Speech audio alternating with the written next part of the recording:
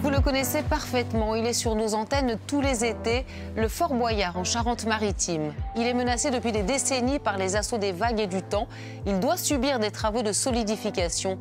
Un chantier de sauvetage du fort a débuté au mois de juillet. Il vise à reconstruire ses anciens ouvrages de protection. C'est ce que vous allez découvrir aujourd'hui. Fort Boyard n'avait jamais connu une telle épreuve. Au pied du vaisseau de pierre, un chantier titanesque vient de commencer. Avec l'assaut des vagues et des tempêtes, le monument ne va pas fort et s'est fragilisé. D'impressionnantes fissures sont apparues au fil des années.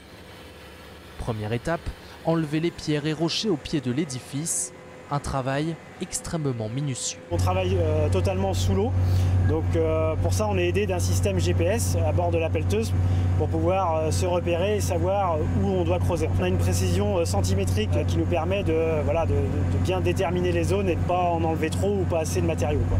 L'objectif est de reconstruire comme à l'origine un éperon à l'avant pour briser les vagues et à l'arrière un havre d'accostage pour accueillir les bateaux. Un chantier à 44 millions d'euros. Pour le financer, un appel aux dons est lancé via la Fondation du patrimoine pour sauver Fort Boyard, aujourd'hui menacé.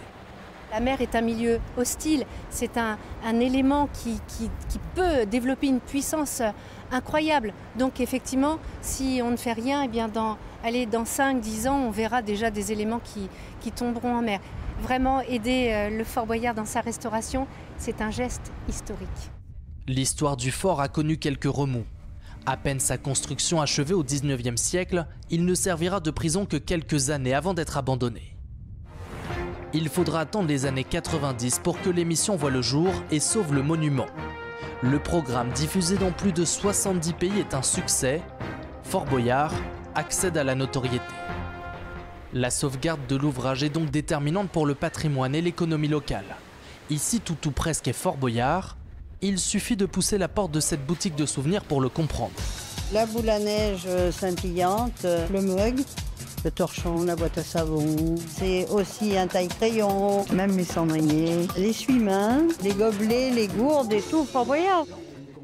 À l'origine, cette commerçante vendait des minéraux, mais elle n'a pas pu résister au raz-de-marée Fort Boyard. Par rapport à l'image du monument sur la côte, oui, c'est devenu un produit bankable.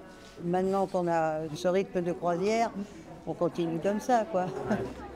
De nombreuses croisières sont justement proposées au départ de La Rochelle pour approcher au plus près de l'édifice. Un peu d'émotion forcément, parce que je me dis qu'il y a des stars qui sont venues, enfin voilà, et puis c'est quand même un monument de chez nous. Et quand on arrive à côté, ça fait quelque chose c'est quelque chose de grandiose quand même. C'est magnifique. Il manque le père Fouras pour que vraiment que ce soit vrai. En été, cette compagnie propose près d'une dizaine de tours par jour. C'est vrai que le fort, c'est complètement l'icône d'ailleurs de la Charente-Maritime, et il y a des gens qui viennent à La Rochelle et pour le fort. Donc oui, c'est une économie complète. Nous, c'est notre principale croisière, on vit du fort. Pour la première fois dès 2028, les visiteurs y auront même accès. L'occasion peut-être pour Fort Boyard de dévoiler enfin ses secrets.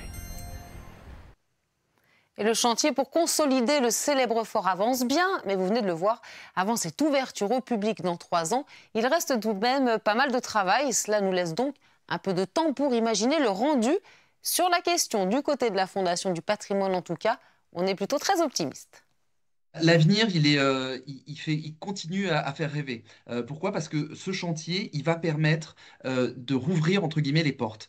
Pourquoi? Parce qu'il y a 2 éléments qui ont disparu du fort, tel qu'on le voit aujourd'hui, que sont d'une part un éperon qui permet de protéger le fort des marées, de la mer, de la houle, et puis il y a un havre d'accostage, une sorte de quai qui va permettre à tout le monde, au grand public, de revenir sur le site. Le chantier, il y en a au moins pour 4 ans, et tout au long du chantier, la Fondation du patrimoine va mobiliser le grand public, les entreprises, tous ceux qui veulent, qui peuvent participer, sont invités à le faire. Tout le monde peut donner de 1 euro à autant qu'on veut. C'est un peu ça ce qui fait la force des collectes de dons à la Fondation du patrimoine, c'est qu'elles permettent à la fois d'avoir parfois des enfants qui peuvent donner, et je pense que pour Fort Boyard, il pourrait y avoir cette dimension. Et quand on a une petite comme on appelle ça, vous savez, une tirelire. Voilà, il y a des gamins qui donnent leur argent de leur tirelire. Et puis, vous avez effectivement des gens qui travaillent, des retraités. Enfin, il n'y a pas de profil type. Et tout le monde, surtout, moi, je trouve ça assez formidable. Tout le monde peut participer, tout le monde peut donner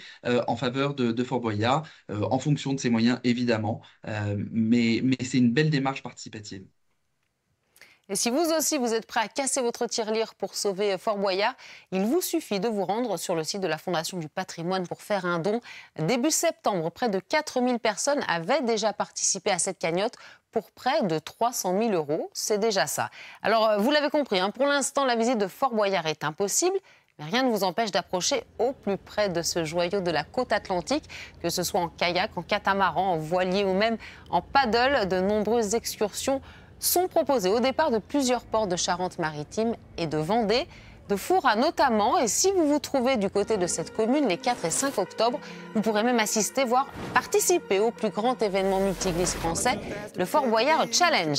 Il revient pour sa 19e édition.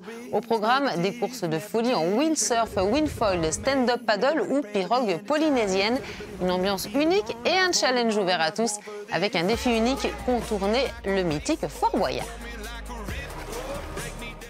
Et si le Fort Boyard est le symbole du département de la Charente-Maritime, ses cousins valent aussi le détour. Les forts Louvois, Vauban et celui de l'île Madame sont tout aussi magiques.